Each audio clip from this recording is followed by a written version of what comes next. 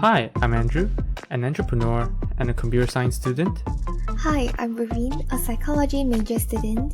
and you're now listening to the Ink Thoughts podcast, where we ponder and talk about incongruous thoughts ranging from our daily life to the human mind. Hello everyone, welcome back to another episode of Ink Thoughts podcast.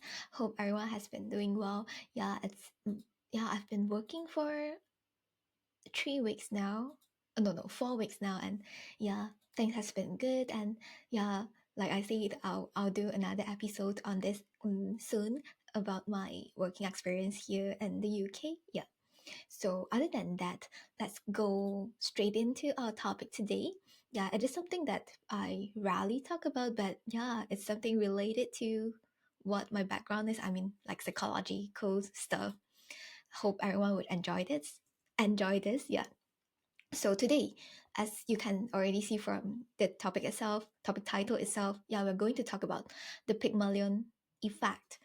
Yeah. So um uh, I think I kind of heard about it very long ago, but I never really get into trying to understand what is it about.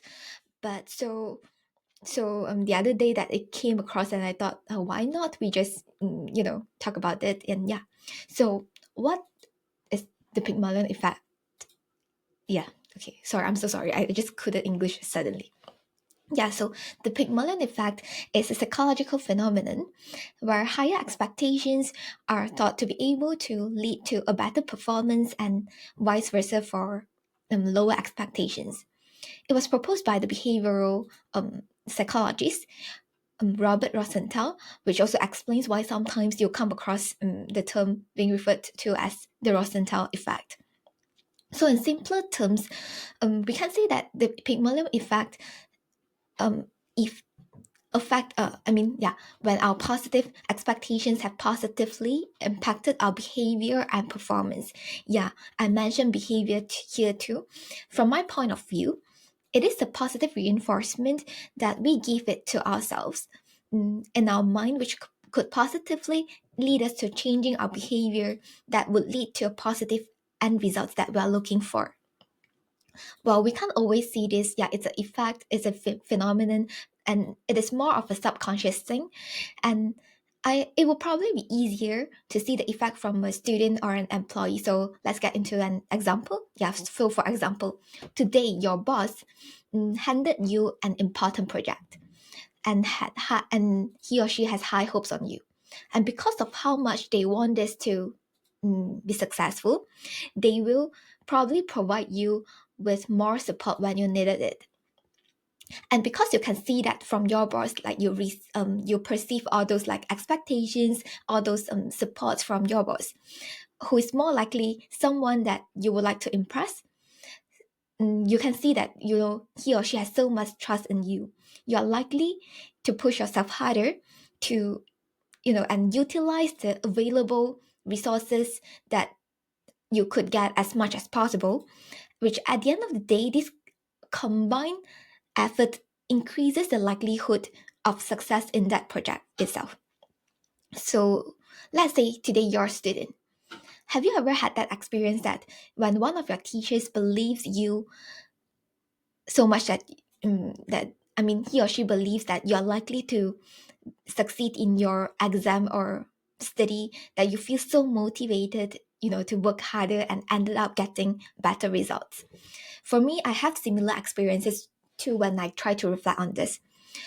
When I was still in school, I remember when my teachers complimented me and said they believe I have no problem in the exams or competition. I could feel a strong sense of motivation coming through, and that is trying to push me, telling me that I'm actually good. And now even my teachers were having so much trust in me, I shouldn't be letting them down. Yeah. And turned out this had motivated me to work extra hard and achieve a better result at the end. I remember during my primary school.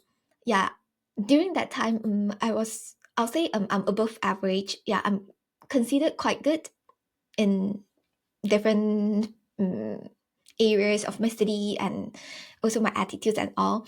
So I remember a few of my teachers were very encouraging, and they always told me how much they believe that I'll have no problem in nailing the exams or competitions, which ended up making me feel motivated to do my very best.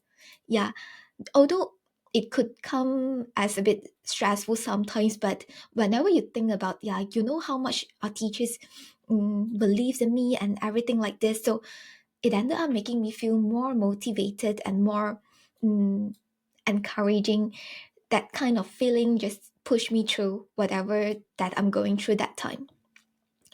And similarly, while I was working in Malaysia, I remember there were several times when my manager told me that I'm performing well. And when a harder project is coming, she always had that trust in me that I'll be able to, do it. And ended up I did it well too. If you ask me before I started working on that project itself, I probably wouldn't believe that I actually did it. Yeah. Even when there are times that, things were more challenging, I was doubting myself so much on whether I could do it. The encouragement that comes from my manager really did push me to perform well. But of course, I have to thank her for all the resources that she has been providing me throughout the time. Yeah.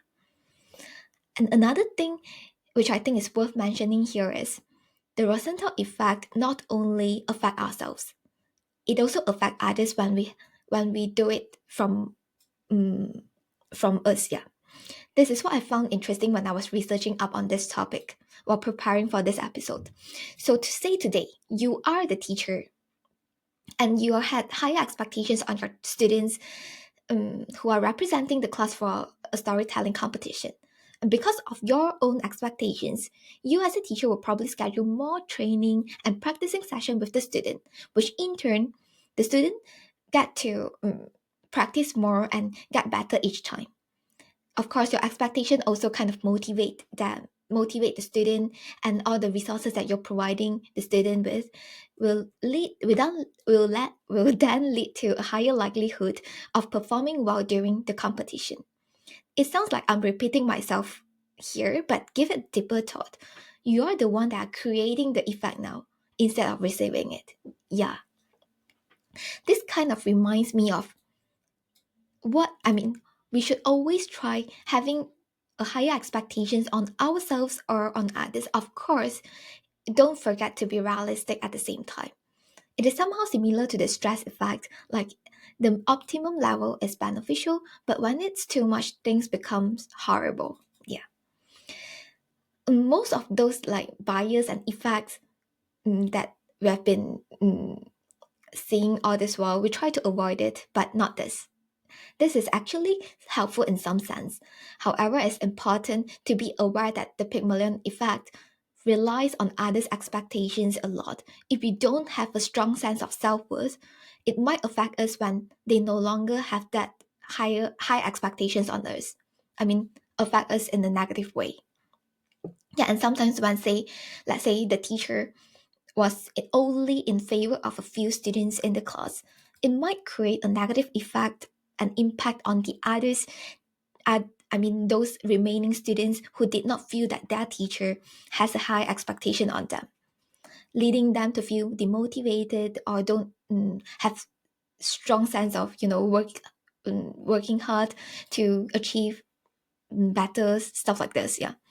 Hence, it's important to be realistic and have a good balance at the same time for the effect to work, magically.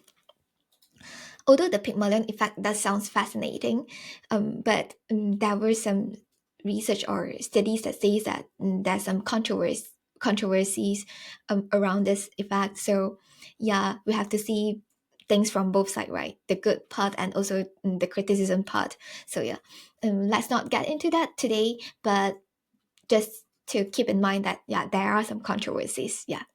So I guess that's it for this episode today. Hope everyone enjoyed it and hope we could utilize the Pygmalion effect on others and on ourselves to become a better version of ourselves and create a better world together. That's it for me today. Thank you everyone for listening, and I'll see you guys next time. Goodbye. Thank you for listening to this episode of the podcast. If you enjoyed, do share with your friends and family and leave us a review on the Apple Podcast. If you are not using an Apple device, you can leave a review on the Apple Podcast website with a link in the show notes.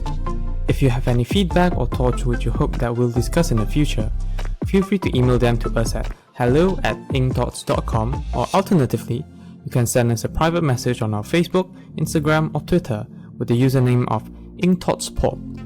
Thanks again, and see you all next week. Bye bye.